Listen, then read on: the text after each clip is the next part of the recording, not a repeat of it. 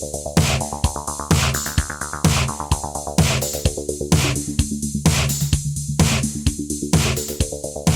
there, podcast fans. I'm Tom Gibbs. Welcome to Telegraph Audio Football Club. Today, the Steve Coogan derby between Norwich and Manchester City's ends with a bigger shock than Alan Partridge's return to primetime TV. Meanwhile, someone needs to call the RSPCA as bad-tempered Londoners take their frustrations out on Wolves and Eagles. Watford unleash a 31-shot salute on Arsenal, who continue their stuttering start to the season. And, in more surprising news, it looks like Manchester United are getting quite good at defending. Plus, a Champions League preview, pantomime villain Neymar, and the future of FC Barcelona. Let's take you now into the audio recording facility where I'm joined by, of course, as always, it's Mina Rizuki. How are you, Mina? Oh, I'm starving. Oh, no. I know. This is what happens when I wake up early. I just can't keep up myself, We're recording at 20 past 11. I know. I woke up at 7. Did you go in for 11s? 11s is. Yeah. I used to make fun of people who have early lunches. I'd be like, oh my God, just calm down. But now I'm one of those people. Did you have your chocolate cake this morning? I did, with my nice cappuccino. That's it. It's been a glorious morning. Good. Wasn't even allowed entry into the Telegraph studios. Come on. We've got off on the wrong foot, but it's all going to be all right. Alongside Mina, it's JJ Bull. How was your weekend, JJ? You had a week off, didn't you? I had a whole week off. It was fantastic. Wonderful. I made great use of it. I bet you did. Yeah, I played lots of video games and played lots of football. I played football yesterday. That was good fun. Good. Yeah, How did it get on? We lost 3-1. It descended into a bit of a punting match by the end of it, but we did okay. We're a lot better than we have been recently. Completing our lineup today, it's the boy wonder, Sam Dean. Are you in good spirits, Sam? Yes, I wasn't yesterday. I was feeling very ill yesterday, but I'm back up, ready to go, rehydrated, etc. Bring it on. Glad to hear it. Well, let's start with Norwich City, who stunned Manchester City on Saturday. 8 players out for Norwich. They were forced to have 2 goalkeepers on the bench. 18-1 odds to win before the game, and they came away with a 3-2 victory. How did they do it? Should we start with City? Yeah, let's start with City.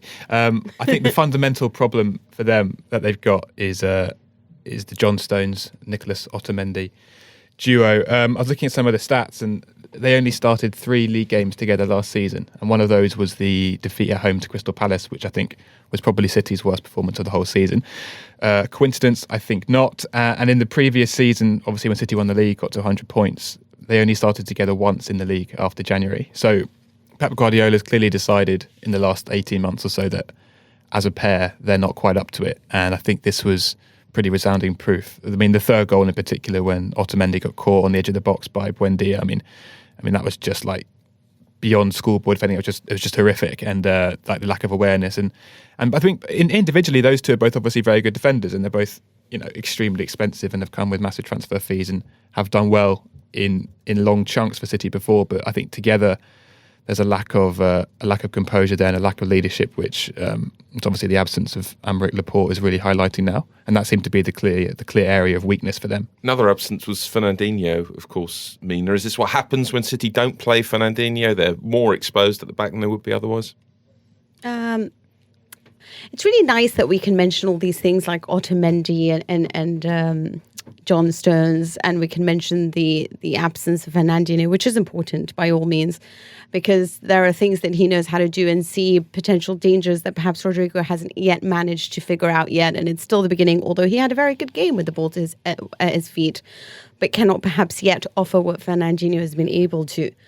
But the truth of the matter is that, let's be honest, it's a fast side that plays vertical football and overloads and has 5 players attacking at all time. And what happens to City when they face teams like that? And I feel like they've done it. Monaco did it in the Champions League. Liverpool have done it repeatedly. We've seen Wolves do it last season. This is the side. We've seen Lyon do it. When you hit them with pace and you hit them fast, and it just seems to be that they take so long to find their organisation and get back into shape at the back.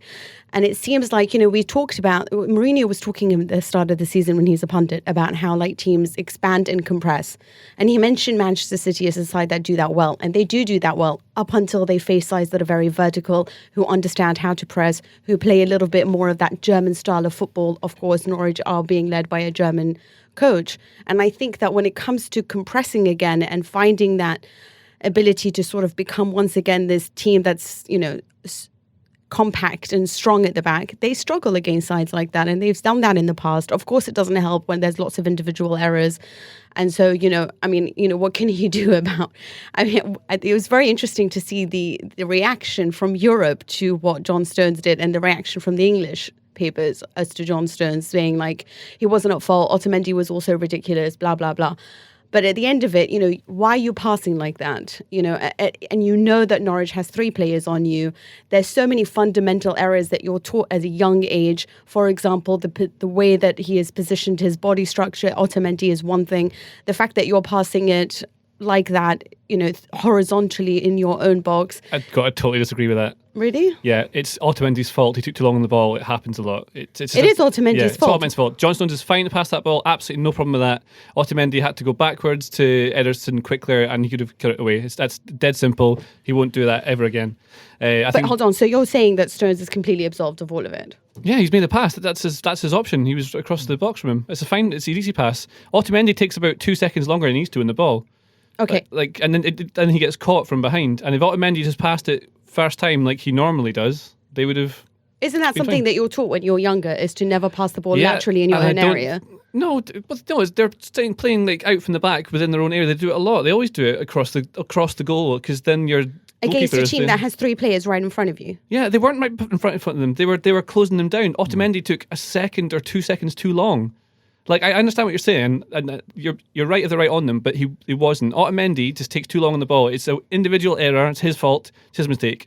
And I don't think it's John Stones' fault. I think both Otamendi and Stones need a player next to them who kind of leads them along. And Laporte can play with either one. Company can play with either one, but on their own, as a duo, they're a little bit.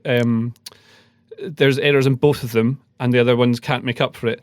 I think this is what we were talking about. Like, sorry, just to interrupt, because it's funny because Gazzetta was writing a report about this. Sky Sports Sky Italia were chatting about this in their show, and they were saying that while Otamendi is, cannot be absolved because his whole play with that game was ridiculous, it's also a fundamental mistake to make that pass, knowing that there's a potential that Otamendi might not know that Buendia was going to be on it. No, but he has to, because he's got an easy pass back as well. So normally he would just pass that back, and his body shape's not too bad. He just takes forever on the ball. Another thing, I don't know when Man City's defenders are getting so much hassle for this, right? So the goals, the first one is a goal, a corner, outswing to the near post, which is something City keep conceding. It's a problem. Guardiola said so in the post-match. Raheem Sterling was a zonal marker on the corner of the 6-yard box. He jumped for it. He was too small, couldn't get the header. McLean scored. So that's the first goal. The second goal is a turnover. Man City have 6 players defending the ball, and Norwich have 2 on it and 2 just running in behind. Kyle Walker's at fault. So he's playing them onside by about 10 yards. It's his fault. That is his fault, Stones, not Mendy, have a good line. They're absolutely fine. Again, absolutely no problem at all. That's why Stones didn't think there was going to be a problem there. He just didn't realise that Walker was it always happens with fullbacks, and I think Walker has done this a few times as well, and he's tracking, I think it's Cantwell's going through, and he's tracking him, and he should be in line with the centre-backs. That's Walker's fault, an individual error again. And the third goal is Otamendi taking too long on the ball. A silly error from, I think, a very good defender. But you're saying we shouldn't go be hard on the defenders. I think it's an odd thing to say that you don't see the hassle, you don't understand the hassle that well, the defence they're is just saying getting like Man City's defenders are dreadful. Fernandinho wouldn't let that happen. That's not the case. Otamendi just takes too long on the ball. It's that one mistake. I'm not sure we're saying that Fernandinho being there would have prevented that mistake, but that is an odd mistake for a team of that calibre to make. And what about the communication? It's a sleepy mistake. What about the communication in all of this? Stones had no idea. Okay, I understand that when he let Timo Pukki go forward. But what about being like, hey, I'm here behind you. Where's the communication in the team? But you watch it. Stones has the ball. He passes across that they've done a million times. Otamendi takes too long on the ball. That's the error. It was sleepy. It was a silly mistake. But the fact is that they keep happening with those players. I mean, Otamendi has, since Guardiola came in, Otamendi has made 5 errors leading to goals. Stones has made 3. The rest of City's outfield players, according to Opta, have made 2 between them together. Yeah. I mean, these 2 are by a mile the most sort of damaging, dangerous players in the team, and it's clearly, obviously, positioning plays a part in that because they play at the back. So yeah, and it's the way they want to play with Guardiola as well. Put them in positions where they can make these errors, and that's what the thing where they when you want another centre back, which is something that it sounds like they looked at in the summer but they didn't get, and then obviously losing Laporte is a big problem. But Man City defend very, very well as a team, but you can't do anything as coach when your players make individual errors like that, and you can't. Okay, so do you think that it's Laporte who made an individual? Okay, because this was something that Guardiola mentioned as well. So sorry, Tom. I know we have to move on, but I have to figure this out with him. Laporte exposed against Son in the Champions League. Yeah, do you remember that? And that was something that he pointed to as another error that can happen even with a great defender like Laporte. Yeah.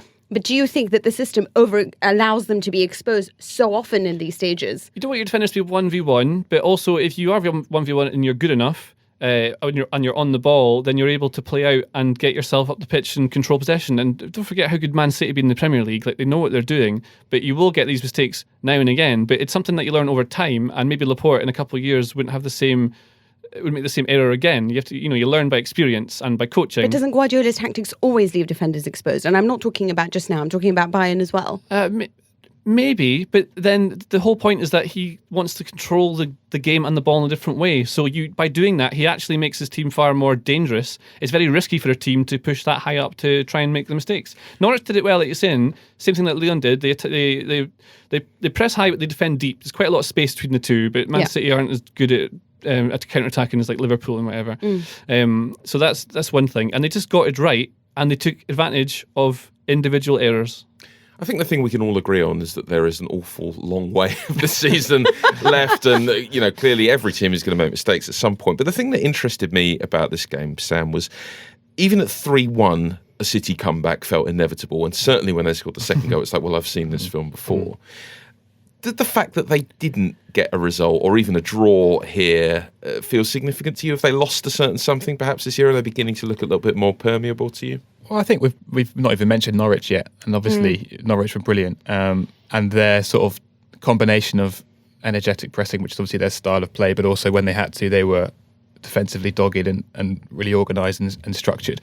And I think that City's inability to break them down as much comes to that as anything else. I mean, I wouldn't read too much into it from a City perspective, but I mean, so many of Norwich's players really sort of excelled. I mean, Ibrahim Amadou, for example, coming in at centre-back, he's a loan signing who's also more of a midfielder, and he was phenomenal.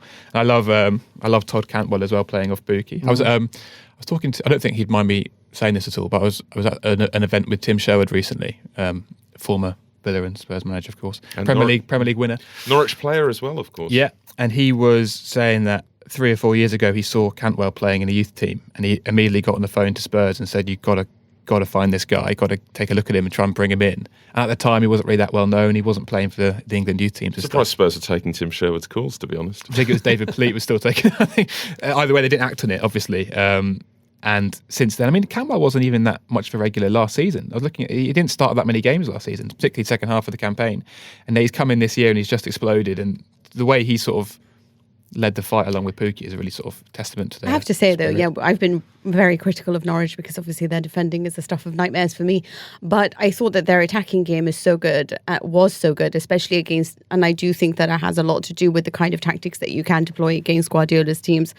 I know we disagree, JJ. But I thought that they really do deserve a lot of credit for the way they played, the fact that they didn't feel under pressure or scared in the same way that Arsenal did against Watford. I understand that, and I thought that they really do deserve a lot. And I do think, weirdly enough, with Guardiola's team, is that it's not just the defending that was poor. I think that in attacking, they're usually so much better with their combinations on the lateral sides, and they didn't really have that going. So it just seemed like they were kept crossing and I thought Norwich did so well to stop them doing anything there. Norwich remind me a little bit of Blackpool in 2010-11 when they came up, and they weren't a good side. The players on paper weren't enormously talented, but they bloodied some noses. They played quite attractive football under Ian Holloway, of all people.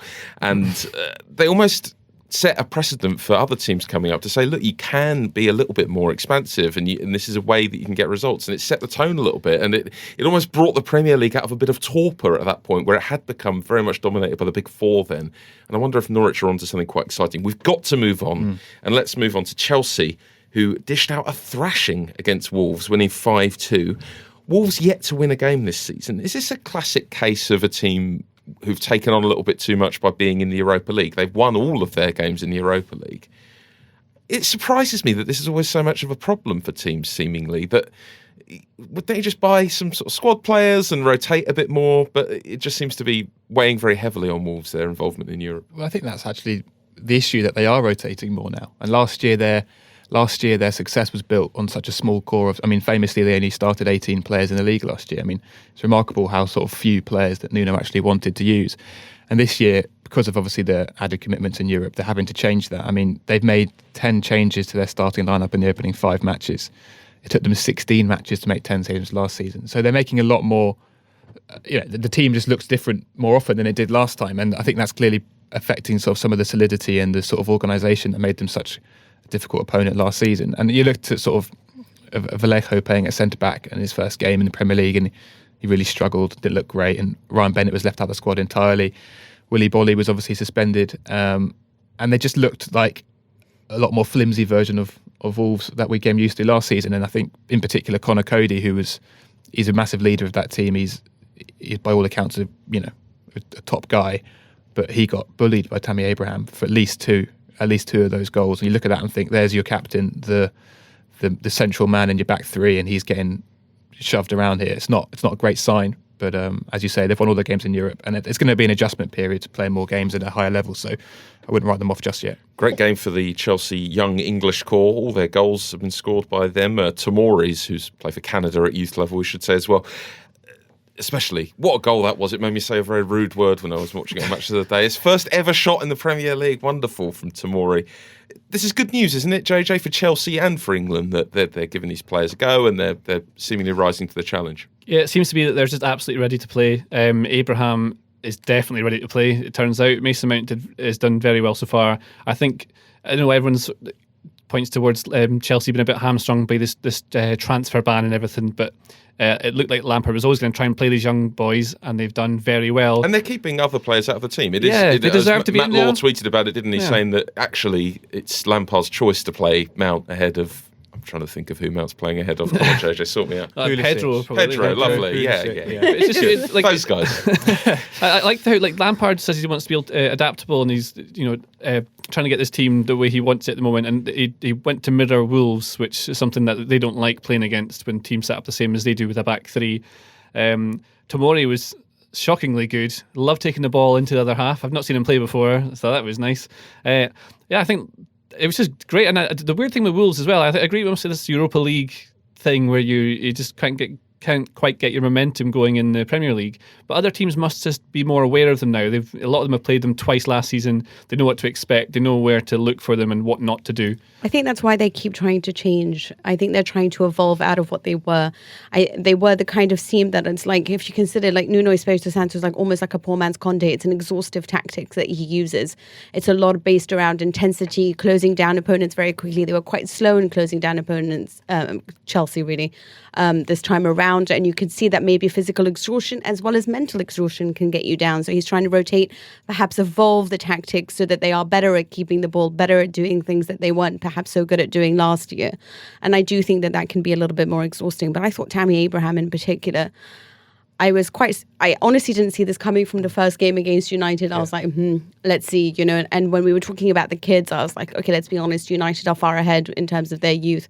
But I think that the way that Mason Mount is playing, the way that Tammy Abraham, the intellect on that boy, the way that he can see where to score, where to shoot, I thought that it was such a great performance from them. Love that mix of highbrow and lowbrow there, Mina. The intellect on that boy. You normally say, he's got a good engine, but he's got a good intellect. Marvellous to hear that. It's funny, Abraham, because I've not seen enough of him to be fully convinced in what I'm about to say, but I think the assumption looking at him is that he's a target man. He's going to hold the ball up, similar to Giroud with a bit more pace. But he really struggled to do that against Man United in the first week, as you said. I remember we came in here after that first weekend and were really critical of him.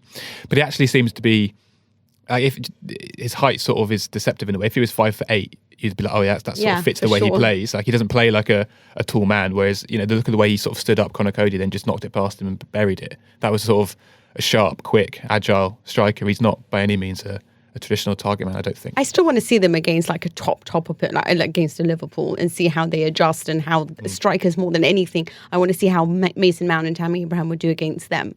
I think right now they're playing opponents. Wolves were just terrible, and they've been terrible this whole season. Otherwise, before that, it's been teams that have just come up or newly promoted. So I want to see, it's too early to take too much out of this. On the subject of Premier League thrashings, a first big win of the season for Spurs against Palace. First win of any kind for them since the opening weekend. Is this the corner turned for them now, Sam? For now. I mean, the whole issue this summer, as Mauricio Pochettino has said, has been the sort of disunity in the squad, the concerns about who might be going, the rumours who's going, the contracts running out. And in his own words, the closure of the European transfer window has drawn a line under that, and they can sort of, build on that. They looked a lot livelier, a lot more sparkly. But January's not that far away, and all those issues are going to come back up again in January. With Eriksen, obviously his contract's running out, and all the other issues with Vertonghen, Alderweireld, etc. So it's not going to be happy camp forever. But at the same time, they looked like old Spurs again. And so, I mean, obviously Palace have got a good reputation for going to places like Spurs or big teams and defending well and defending deep, but some of the space that Son and Eriksen and players like that were enjoying in the first half was just like madness to watch. Abysmal. Surely you got to close those gaps down. Of all the people, like Eriksen is someone you had to get close to. If you'd watched like the way that Newcastle did it, or whoever's played Spurs at the moment, so I was really surprised by how high their line was. It wasn't particularly high. They weren't at halfway or anything like that, but they were kind of in between being a deep or a high starting line, and Spurs were far more than I've seen them so far this season, hitting balls between the lines like instantly.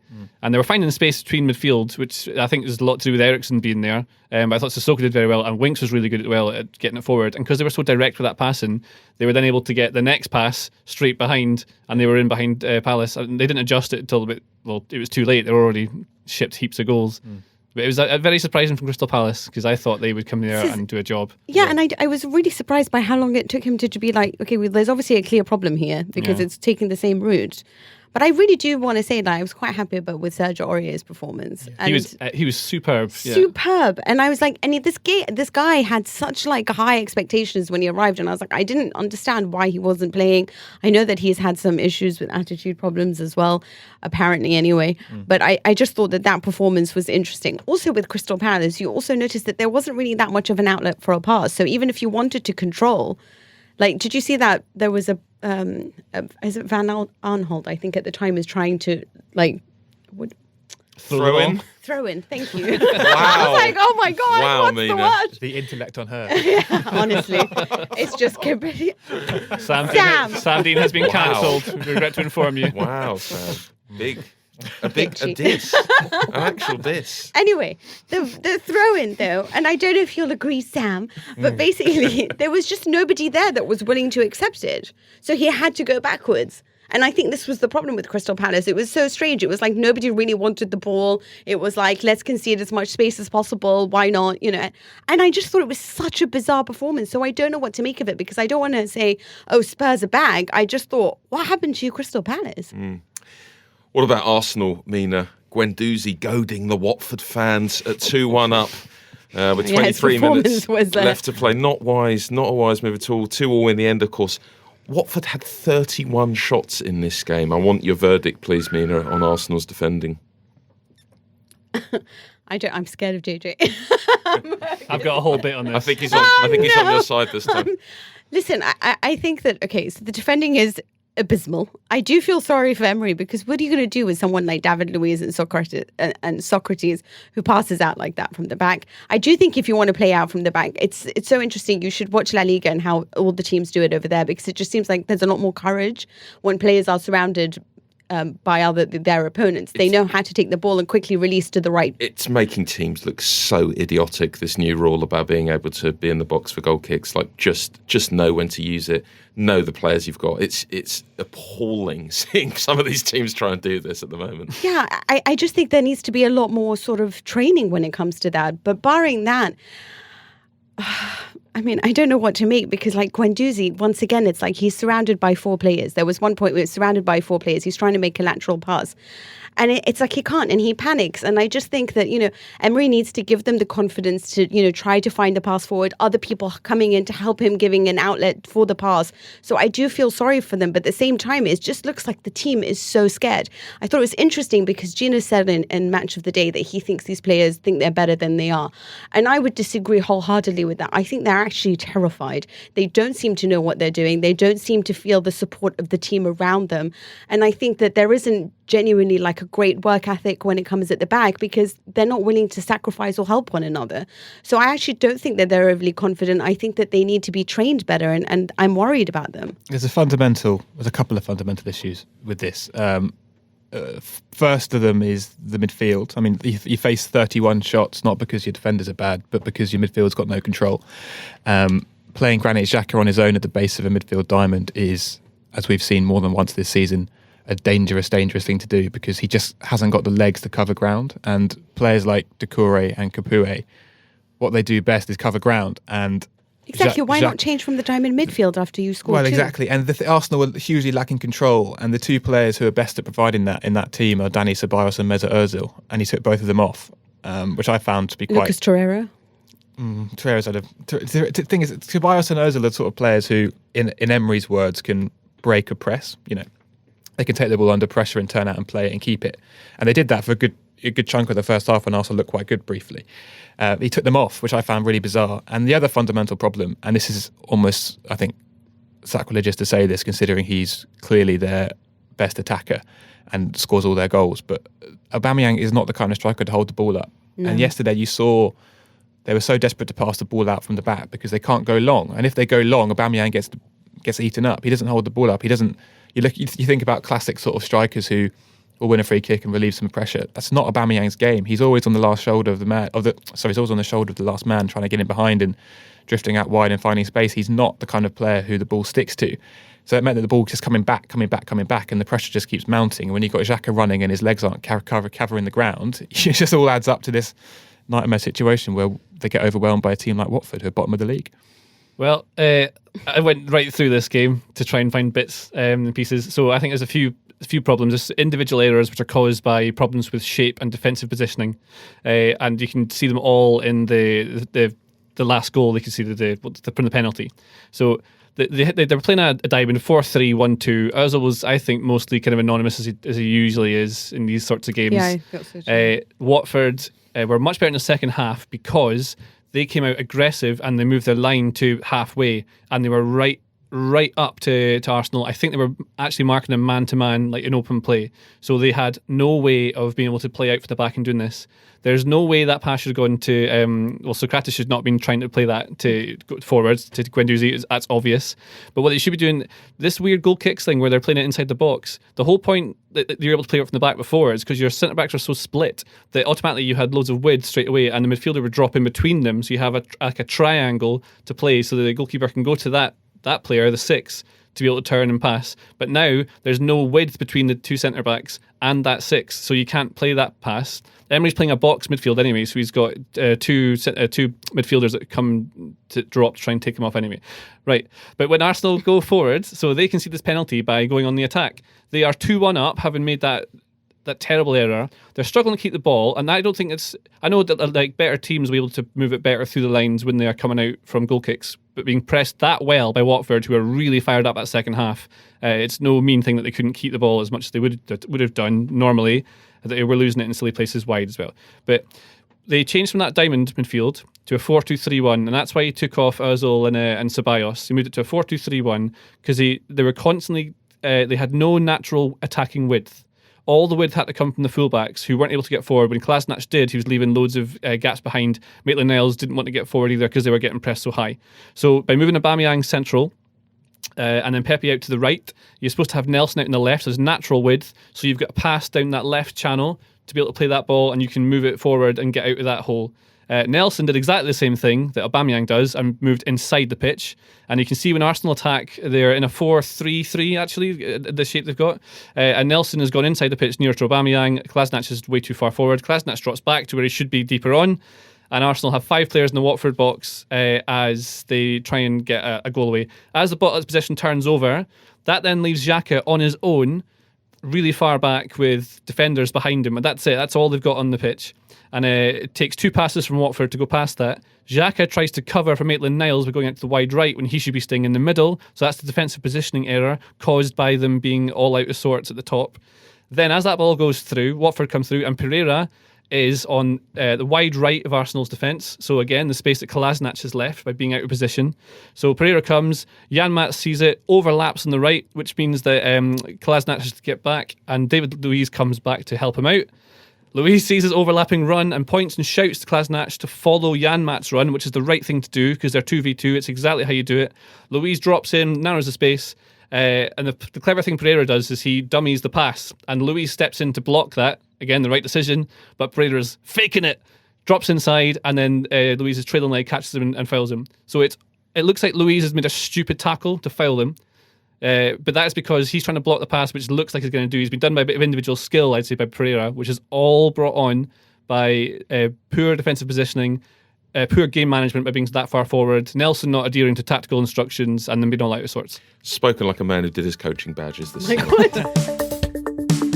Let's continue now with the rest of the Premier League. James Ducker, our Northern football correspondent, had the honour of watching Manchester United versus Leicester. Here's what he made of it. There did not appear to be a lot of optimism from Manchester United fans going into Saturday's game against Leicester, particularly with the likes of Pogba, Martial and Shaw missing. But Solskjaer's young side came through that test with a vital win ahead of what's a difficult run of games with Arsenal, Liverpool, West Ham and Newcastle looming.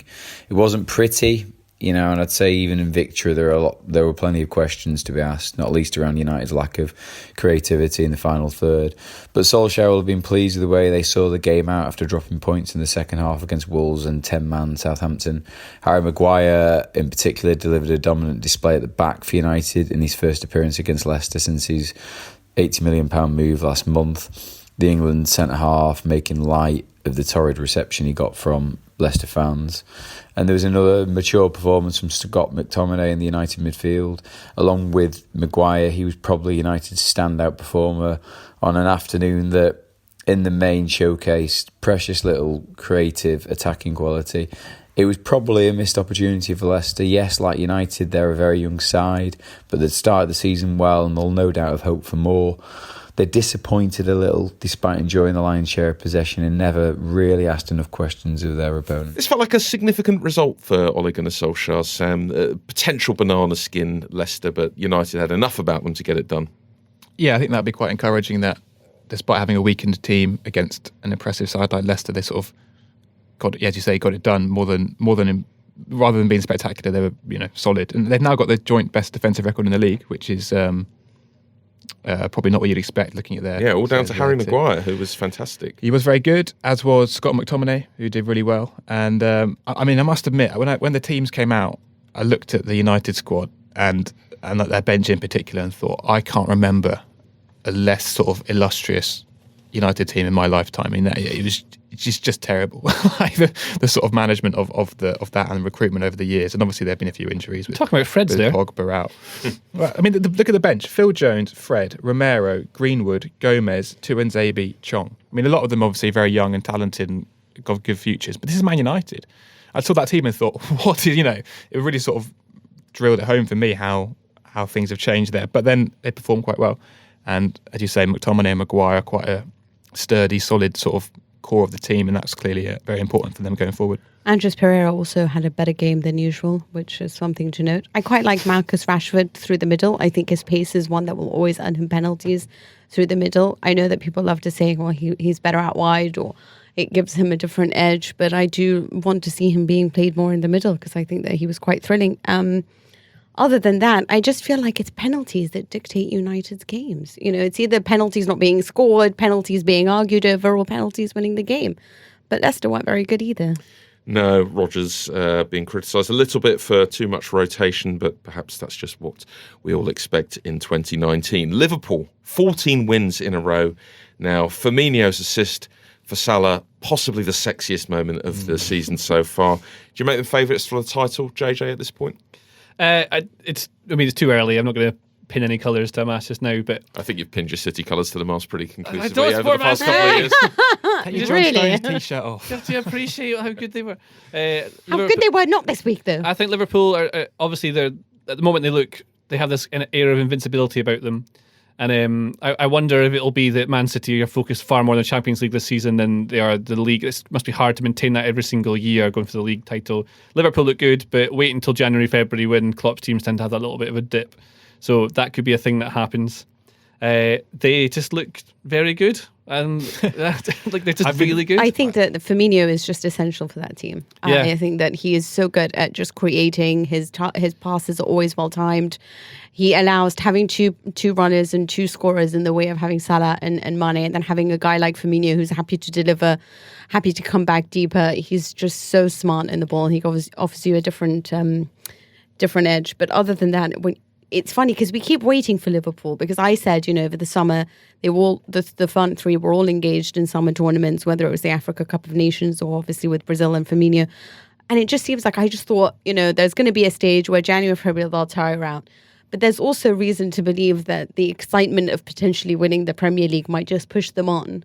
And if City, like JJ says, continues to think more about the Champions League, then there's every reason to believe in them now. I think Firmino is probably their best player, and it's weird how important he is, considering how much of the press and attention that other players will get, like Mane and Salah and stuff. But you saw that he changed the game.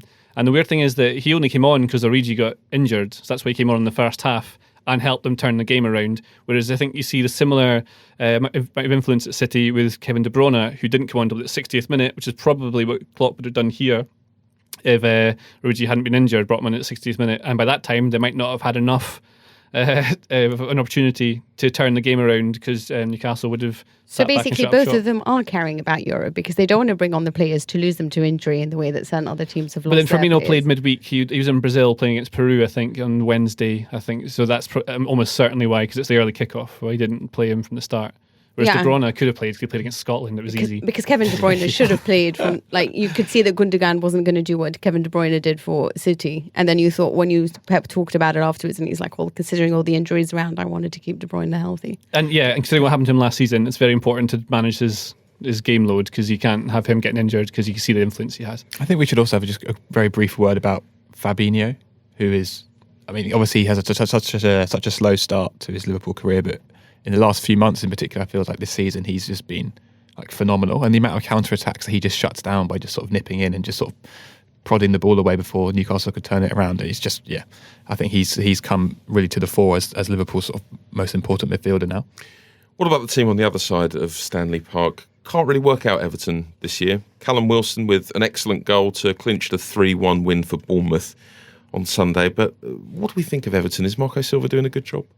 I think they're doing a perfectly average, middling job. Is kind of been saying all season and all last season. There's nothing special about them. If they don't turn up with the most passion and most intensity of a game, they're going to end up drawing it or losing. I don't think they have good enough players to take them up that level. Like Fabian Delph, Alex Iwobi couldn't really get into the first team, so there are other clubs who are above them. Sigurdsson is not playing well this season. Their striker was Calvert-Lewin, who is the most medium of strikers. Fine, does a job, works hard, but is not a boy to take you to the top four.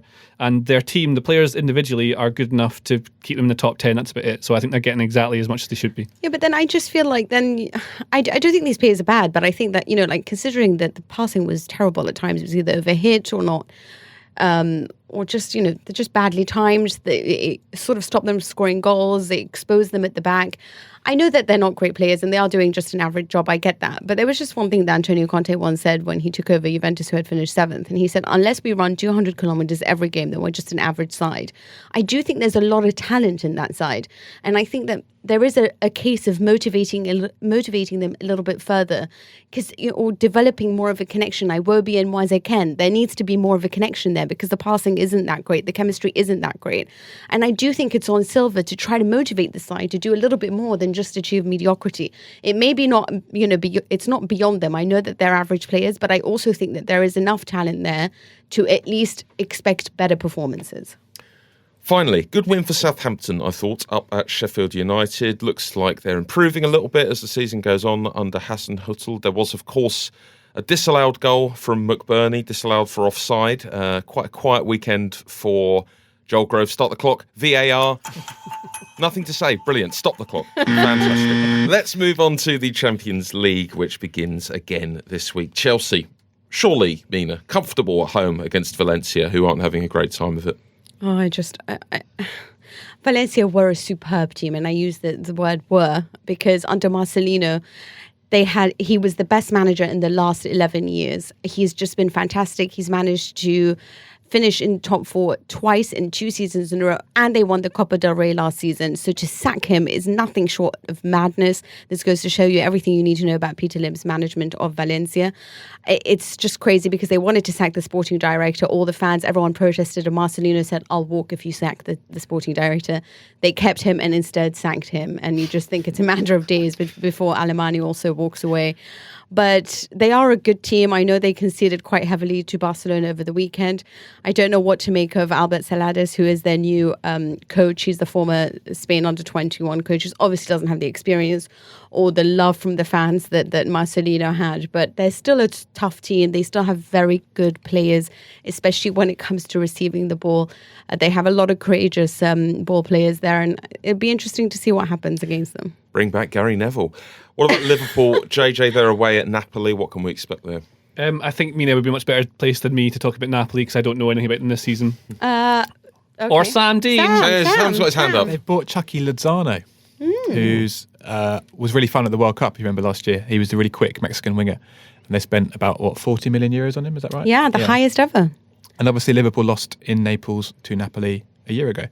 So there's a bit of a potential revenge in the air there. But I went to Naples for Arsenal's Europa League quarter-final last year. For the pizza or the football? For the football. Right. And I was really... Did you have a pizza? I think I did. Then both.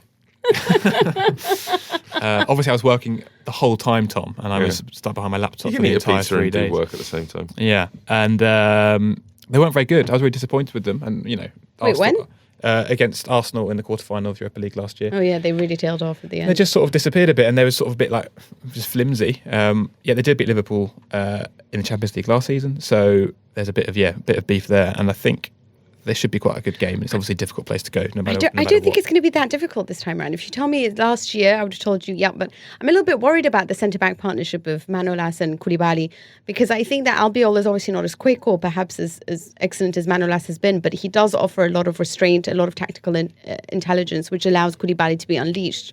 But with those two together, there's not much discipline there. And the team keeps conceding a lot of goals. They won 2-0 against Sampdoria because Sampdoria is hideous at the moment, but I'm worried about them as well.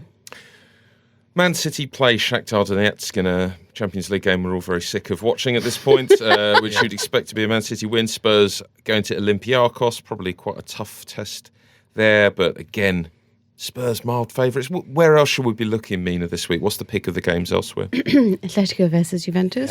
Yeah. PSG versus Real Madrid.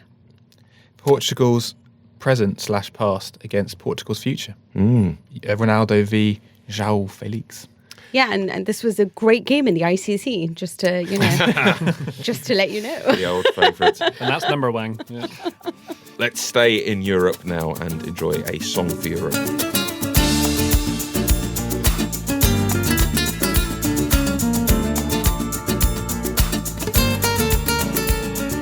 Muchas gracias to David Dozy, Miguel y Tich with their lovely piece of Spanish music, which producer Joel Grove is going to have to find for us after we've recorded. Tell me, Mina, about Ansu Fati at Barcelona. 16 years old. I know. Got a goal and an assist in 6 minutes against Valencia. How excited should we be about this player? Oh, we should be very excited. The youngest player to produce a goal and an assist in his first start for Barcelona. He's obviously gotten a goal before. Messi is obviously unavailable at the moment. And he's so interesting to watch. He's good off the ball. He's good on the ball. He's got a lot of confidence himself, but he is also willing to help the team. And I just think that to do all of this in 7 minutes against Valencia, it's not against anyone. It's not Levante. It's Valencia. And so to have managed that, which means that if he scores, by the way, in the Champions League, he's got a year to get a goal. He'll be the youngest goal scorer in the Champions League as well. A truly exciting talent. He's already broken records in 2 games that Lionel Messi needed 13 games to break. So he's a kid that we should definitely look forward to watching more of. What about Neymar at PSG? Booed until he scored an overhead kick winner in injury time for them. Yay! There was a bit of that, by the way. How much longer can he stay there? Will he last the season? I think there's no other option because who's willing to come in and pay the money? Because right now it's really Barcelona that want him. They didn't submit a formal written letter until the 27th of August. So despite them saying, oh yeah, we're coming for you, they never really did. Messi sort of spoke about that in his interview. But it's whether or not anyone has the money to do that. It's caused a lot of problems, a lot of rifts in the dressing room, knowing how many players were like being offered in exchange for Neymar. So I think that the best they can do right now is to just leave that alone, at least for the year for Barcelona. Madrid's not going to come for him. So I think that he's stuck there and he's trying to make the best of it. Presumably, if Barca signed Neymar, what would happen to Fati? He wouldn't Well, have broken exactly, into the first yeah. team. And what would Dembele do? What about Dembele? I mean, it's too many. It's too many guys. And I then don't know why and- they signed Griezmann. He just basically plays in all the same areas. To replace Suarez while he's available, isn't it? I just find it. I think if they were good, they should have let go of Suarez, but they weren't because Messi loves them. What about in Germany, Mina? Are we going to have a three-way race for the Bundesliga title this season? Yeah, absolutely. Only because Julian Nagelsmann, who everyone says is the mini Pep Guardiola, is now in charge of RB Leipzig, and he's a man that Bayern passed over. So he's always been touted as being a very good coach. I have my reservations about him, but either way, he's undefeated this term. And they managed a 1-1 against Bayern. Although if you watched that game, Bayern was like superior in the first half. They were excellent to watch. And it was interesting how they changed formations. This was RB in the second half. And changed to a 4-man back line rather than 5 at the back. And they had a lot more impetus to control the midfield, and they were much better. Dortmund, of course, under Lucien Favre, was always a threat, so it'll be interesting to see who wins that. Still not as exciting as Serie A. No, of course not, which we've got no time for. No, don't do that to me. Well, you don't want to talk about Juve. They couldn't even score past Fiorentina. Let's finally put this to you. We put it to our friends on Twitter. Ronaldinho, out of retirement, age 39, to play for Colombian side Santa Fe. So our question to you, Audio Football Club teammates, is which noughties hero would you most like to see play again? We had a response from @Marv147, big snooker fan, which simply said Paolo Maldini or Roberto Baggio.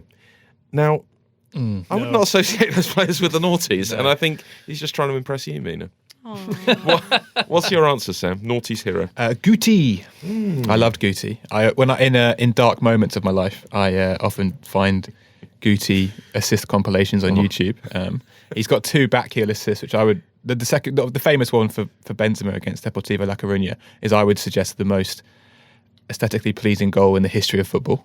It's just the best assist you'll ever see. So yeah, him for me. Good, well argued. Mina, who have you got? I don't know, maybe give Cannavaro to Arsenal. But otherwise, I would say that Makelele. He was one of my favourite midfielders to watch, and I wish that he was back playing. Oh, gone defensive, Mina. Surprise, surprise. What about you, JJ? I would say the original Ronaldo. I mean, I mean, he was one of the best players ever. Yeah, decent player. Yeah, he was decent. I mean, Ronaldinho is great, so that he would be my choice had he not already. Seemed to be a spell where Ronaldinho was just playing football with his heels, which was really enjoyable. He'd just go whole games good, through man. it. He was just really fun to play with. And I don't know. You think like Messi broke into the Barca first team in 05-06, so it's weird thinking how long he's been playing for. And you'd have him again. Just imagine his career started all over again with all the different ways we can watch football these days. You'd love that, wouldn't you, JJ? I would love that. Yeah. You chose Guti out of all these guys. Oh yeah, but that's because he was flawed. You guys chose geniuses. I went for the flawed man. He had weaknesses too. He wouldn't fit in the modern world. It's all about who you he'd identify like Ozil at with. Arsenal. He just wouldn't really, where would you play him? It wouldn't really work. How would you press with him? But in his own little way, he was great. Do you see yourself in him, Sam? Yeah. The maverick. Yeah. I'm the journalistic equivalent of Guti. That's a lot for this week. You can contact me on Twitter if you want to before next week's show. I won't be here. Look forward to being in the company of Mina Rizuki. My name on Twitter is @Tom_Gibbs. Don't forget to send us an email to afcpodcast@telegraph.co.uk. We will read out the best of what you send us. Why not leave us a review as well? 5 stars on Apple Podcasts. That's all we ask. If you can get the code word intellect into your review, we'll definitely read that out as well. Don't forget to subscribe to Telegraph Audio Football Club. While you're there, just search for Audio Football Club. You can do the rest. Thanks to Joel Grove on the buttons. Thanks to you for your company. I'll talk to you again soon.